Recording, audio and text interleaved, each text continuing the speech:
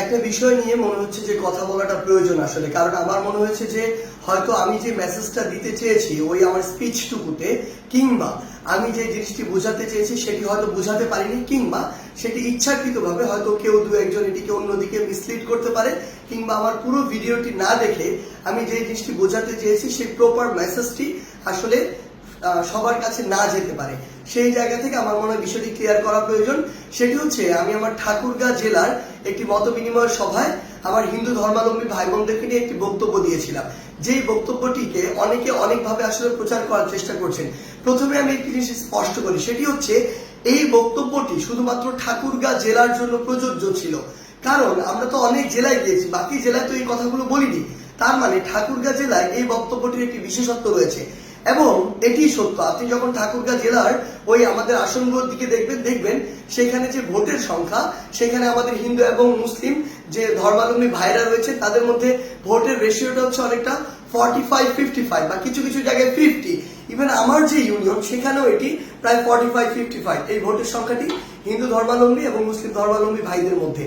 এখন আমি যে কথাটি সেখানে বলেছিলাম সেটি হচ্ছে, আমার সবচেয়ে খারাপ লেগেছে আমি যখন দেখেছি আমি আমার এলাকার যে ভাই বোনদের সাথে, যে বন্ধুদের সাথে, যে ছোট ভাইদের সাথে, হিন্দু ধর্মাবলম্বীদের সাথে একসাথে বড় হয়েছি, একই স্কুলে পড়েছি, একই জায়গায় পড়াশোনা করেছি, প্রাইমারি স্কুল লেভেলে, হাই স্কুল লেভেলে, তারা যখন আওয়ামী লীগ সরকার চেঞ্জ হওয়ার সাথে সাথে একটি ভয় নিয়ে, একটি আশঙ্কা নিয়ে তারা যখন ঘর বাড়ি ছেড়ে ওই ভারতের সীমান্তের দিকে রওনা হয়, যখন তাদের ঘর বাড়িতে হামলা করে, এটাও সত্য, ওই হামলা কিন্তু ধর্ম দেখে হয়নি, ওই হামলা হয়েছিল পলিটিক্যাল যে বিষয়গুলো সেই বিষয়গুলোকে প্রাধান্য দিয়ে। কিন্তু আমার সবচেয়ে কষ্টের জায়গা, তারা যখন আসলে সীমান্তর দিকে রওনা দেয় নিজের সেফটির কথা চিন্তা করে, এর চেয়ে কষ্টের আর কি হতে পারে? কেন তাদেরকে ধর্ম দিয়ে জাজ করা হবে? এই আন্দোলন তো নির্দিষ্ট কোনো ধর্মাবলম্বীদের আন্দোলন ছিল না। এই আন্দোলন বাংলাদেশের সকল ধর্মের, মতের, বর্ণের, সকল বয়সের, ইভেন ফ্যাসিস্ট আওয়ামী লীগ বাদ দিয়ে সকল রাজনৈতিক দলের অংশগ্রহণের একটি আন্দোলন ছিল। সেখানে তারা তো বাংলাদেশের নাগরিক, বাংলাদেশের নাগরিক হিসেবে কেন তাদের মধ্যে এই ভয়টি থাকবে? কেন তারা এই বর্ডারের দিকে যাবে? সেই জায়গা থেকে আমি বলেছিলাম যে এই দায়টি আসলে একদিক দিয়ে আপনাদের উপরে যায়। আমার যুক্তিটি বুঝতে হবে কেন আমি বলেছিলাম যে এটি আপনাদের দিকে যায়। কারণটি হচ্ছে, আমাদের ওই নির্দিষ্ট এরিয়ার জন্য, আমি পুরো বাংলাদেশের কথা জানি না, আমার ওই নির্দিষ্ট এরিয়া ঠাকুরগাঁ কিংবা আমার যে ইউনিয়ন বা উপজেলা, ওই নির্দিষ্ট এরিয়ার একটি মেসেজ, এটি সবাই স্বীকার করবে, এটি মনে করা হয় অলমোস্ট 80-90% কেস এটি এমন, এটা সবার মধ্যে একটা চিন্তা সেট হয়ে গিয়েছে যে কেউ যদি হিন্দু ধর্মাবলম্বী হয় তার ভোটটা নৌকাতে যাবে।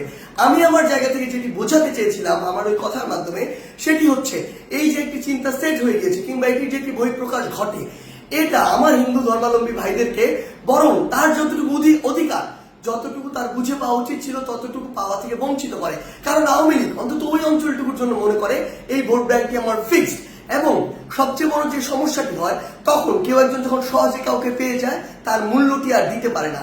সেম জায়গায় আপনারাই, আমাদের যারা হিন্দু ধর্মাবলম্বী ভাই বোনরা রয়েছে, আপনারা চিন্তা করুন তো, এই বাংলাদেশে বিগত 16 বছর কত বড় বড় ঘটনা হয়েছে, বিভিন্ন উপাসনালয় থেকে শুরু করে হিন্দু ধর্মাবলম্বী ভাই বোনদের উপরে, কোনটির বিচারের সর্বশেষ এবং যৌক্তিক একটি বিচার এই বাংলাদেশে আওয়ামী লীগের আপনারা দেখতে পেয়েছেন? আওয়ামী লীগের আমলে আপনারা দেখতে পান নাই। বড় বড় যদি হাতে গোনা 5টা ঘটনা আপনি একত্রিত করেন, কোনটার আপনারা এই পর্যন্ত যৌক্তিক বিচারটি পান নাই।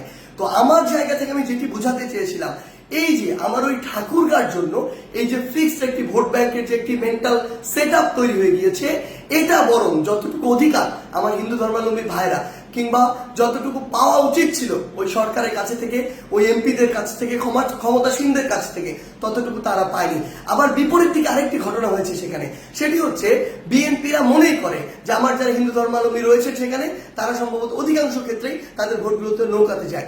সেই ক্ষেত্রে তারা যদি কখনো ক্ষমতায় আসে বা থেকে থাকে, তাদের কাছেও যতটুকু গুরুত্ব পাওয়ার কথা বা যতটুকু প্রায়োরিটি পাওয়ার কথা ততটুকু পায় না। তো দিন শেষে কি দাঁড়ায়? দিন শেষে তারা আসলে বোথ সাইড থেকে, আমার জায়গা থেকে মনে হয়েছে ওই নির্দিষ্ট এরিয়াটিতে বঞ্চিত হয়েছে। এই জায়গায় আমি বলতে চেয়েছিলাম, আপনার কোথাও ফিক্সড হওয়ার প্রয়োজন নেই।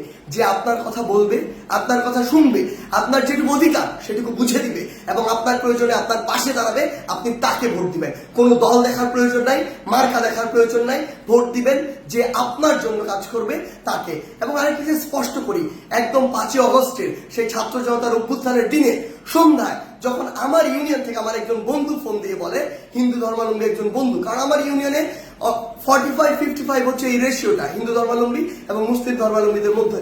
তো আমার বন্ধু যখন একজন ফোন দিয়ে বলে যে তারা আশঙ্কা করছে যে তাদের কোনো একটা ব্যবসায়িক প্রতিষ্ঠানে কিংবা বাসায় আটক হতে পারে, অ্যাটাক হতে পারে, সেই জায়গা থেকে সাথে সাথে 5ই অগস্টের প্রথম আমার হিন্দু ধর্মাবলম্বী ভাইদেরকে যেন প্রোটেক্ট করা হয় সেই বিষয়ের ভিডিও যার থেকে গিয়েছিল তার নাম সার্জিস। এবং এরপরও আমার বিভিন্ন জায়গায় হিন্দু ধর্মাবলম্বী ভাই বন্ধুদের সাথে যখন আমরা মিটিং করেছিলাম কিংবা বিভিন্ন আমরা ঢাকেশ্বরী মন্দির থেকে শুরু করে বিভিন্ন জায়গায় আমাদের প্রতিনিধি দল গিয়েছিলাম, আমরা আমাদের জায়গা থেকে সর্বোচ্চ যে বিষয়টি নিশ্চিত করার চেষ্টা করেছিলাম সেটি হচ্ছে যে তাদের যতটুকু অধিকার পাওয়ার কথা এবং তাদের সাথে যেন কোনো অন্যায় না হয়, যতটুকু অধিকার পাওয়ার কথা ততটুকু যেন তারা পায়।